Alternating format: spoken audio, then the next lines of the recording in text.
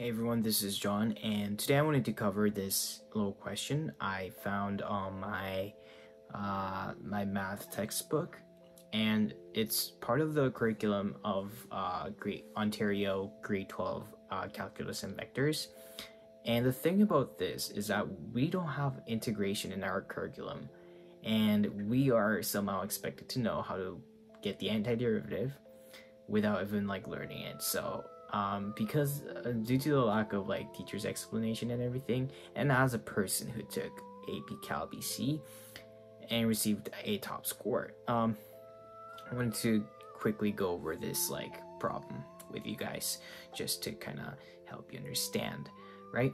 And it basically says determine an equation that has a maximum of x minus -2, x equals to -2, and a minimum at x equals to 3. And immediately what we can tell is that the number of turning points is 2, because there's maximum at -2 and a minimum at x equals to 3. And what we have to understand is that the overall degree of the function is almost always the number of turning point, right? The number of turning points plus 1. So when it comes to a square function that looks like this, is the number of turning points is just 1, right here. It's just 1, so it's gonna be 1 plus 1 equals to 2. It's a second degree function. It's just that easy. But when it comes to this problem, because there's 2 turning points, it's pretty clear that this function is a cubic function. So that's how we get the overall degree of the function.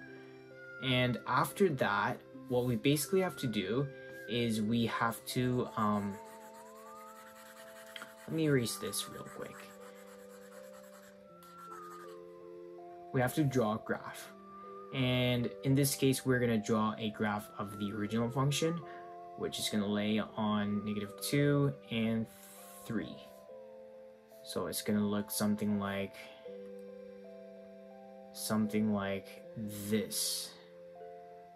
Sorry. That doesn't look too good, does it? There you go. So it's a cubic function with the maximum point at -2 and the minimum point at 3, right there. So that's gonna be at at 3, and that's gonna be at -2. So now, let's see, this is f of x. Now we have to get the derivative of this function in order to solve this problem, right? It's a derivative unit. Let's draw it, right? What's a derivative of a cubic function? And let's assume that this function is, for example, x to the power of 3 plus x to the power of 2, right? Kind of looks like 1, right? So if we put it in the just get the derivative of it, I guess, it becomes 3x to the power of 2 plus 2x. Does that make sense, right? So it becomes a square function. So it's gonna look something like this. Excuse me. So it's gonna look something like this, right? And let's erase this for a sec. It's my first time using a Wacom tablet, so I hope you understand my, okay, there you go. Perfect. So here this root is gonna be, oh god, press the wrong button. But anyhow, yeah. So this specific point is gonna be -2, and this point is gonna be 3. And because obviously you have to set the dy over dx to 0 in order to get the turning points, right? That's where all the critical points are. But anyhow, what you got to do is get the formula of the derivative function. And the formula of that derivative function is going to be pretty simple. It's just going to be y equals to a, and a is going to be some number, and then it's going to be x plus 2 and x minus 3, because both -2 and 3 have to be the roots of this function. But in this case, for the convenience sake, we can set a to 1. A can really be any value, but the final answer is going to differ. If you, for example, pick like 2, it can just be anything. But in this case, we're going to use 1. So it's going to be y equals to x plus 2 times x minus 3. So that is going to be our derivative function. And now we have to get the original function, but here we gotta know something called the reverse power rule. And reverse power rule is basically a reverse of a power rule. So this is a concept in integration, which is basically the backwards operation of a derivative function. Sorry, a derivative operation. So let's say derivative is going forward, like multiplication, right? What is dividing? Dividing is basically the opposite of multiplication, right? The backwards operation is often known as integration, and this is the operator for integrating a function.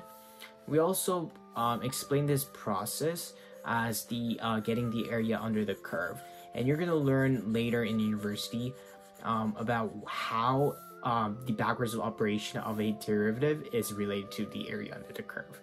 But anyhow, that's by the way, that's called the fundamental theorem of calculus. But anyhow, for this case, we're gonna say a integral of f of x of dx is equal to a big F of x, and this is often known as the primitive function. Primitive function. And primitive function is it's primitive, meaning it's a undifferentiated function. It's the function before you performed differentiation. So basically, if f of x, the small f of x, is something like, x to the power of 2, this big f of x is gonna look something like 1/3 of x to the power of 3, for example. Because if you differentiate this, you're gonna get this. Doesn't make sense, right? So this is a undifferentiated function, a function before you perform differentiating. So the general rule is like this. What is a power rule? Power rule, they define it as something like, if x to the power of n is the function, original function, the derivative of this function, so let's say y equals to x to the power of n, the y prime is going to equal to n times x of n minus 1, right? This is going to be the derivative function. Well, integration, on the other hand, is basically going from here to there, right? So in order to do that, it's going to be pretty simple. We just have to divide it by n. Does that make sense? Because these two are going to cancel out, right? The next step is going to be basically plus 1, plus, doing this operation to the exponent, which is going to cancel out the 1. And this is going to equal to the original function. So we're just going to erase this thing. Yeah, so that's basically how you get the original function, right? So we make this a formula instead.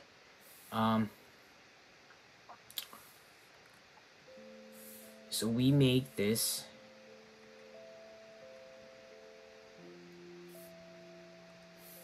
it look like, so basically the general formula for reverse power rule is going to be, if there's a function like that, actually let's say it's f of x instead of y, right? So we can use the big F notation, the primitive function notation. So the primitive function is gonna be something like it's going to be x to the power of n plus 1 all divided by n. But the thing is, if you have a constant like plus 2, and you learn that the derivative of a constant is 0, right? It's going to be 0. So you don't really know what constant would exist before, if you just see the derivative function, right? You don't know what the constant would be of the constant of the original function would be. So there's an arbitrary like constant that you don't really know, and you can't really get from like just doing the antiderivative. So integrating, like going from here, the reverse differentiation process is also called as the antiderivative. Yeah, and it's the same word as getting the integral of, right? Or in other words, it's called the indefinite integral. You're gonna learn this later. Indefinite integral. And you basically have to add plus c, because we don't know what constant would exist here, right? And this c, you don't know the exact value of it, but you just always have to add it when you're performing integration. So that was integration. But how do we apply it to our formula? We got it right here. So very simple, just gotta expand first for simplification process, for simplification's sake. And it's gonna be, you know, x squared minus x minus 6. And if we put that into our integrand, this thing is called the integrand symbol. You just gotta add a bracket and then do dx. That is gonna be, use the reverse power rule, so it's gonna be x to the power of 3 divided by 3 minus x to the power of 2 divided by 2. And whenever you have a constant, it's gonna be 6x1 minus 1, right? So that's gonna equal to 6x. So whenever you have a constant, you just have to add an x. That's all you need. And then you gotta add a c, a constant value that you do not know but might exist. So this is basically the answer of this question. But the thing is, because we haven't formally learned like integration, we do have to like say c is some like random value. So we can choose anything just like a. So let's say c equals to 0 for the convenience sake again. So here, so obviously there's going to be many variations of the answer, but here we can conclude that one of the answers is going to be 1 over 3 x to the power of 3 minus 1 over 2 x squared minus 6x. So this is going to be one of the answer choices that we can absolutely say. So that's going to be the answer. But how do we explain this while we are not really allowed to use integrand? Well, we can just say we reversed the power rule. So we reversed the power rule. And that's all you need really, right? This is not something that's really complicated. It's just reversing the differentiation process. And although we haven't formally learned about this, we can absolutely solve it now, you know, using the magical integration process. Although we don't really have to write this thing, we can just say, you know, obviously reverse the power rule. So that was it, guys. Thank you for watching my video, and I hope you have a great one. Bye-bye.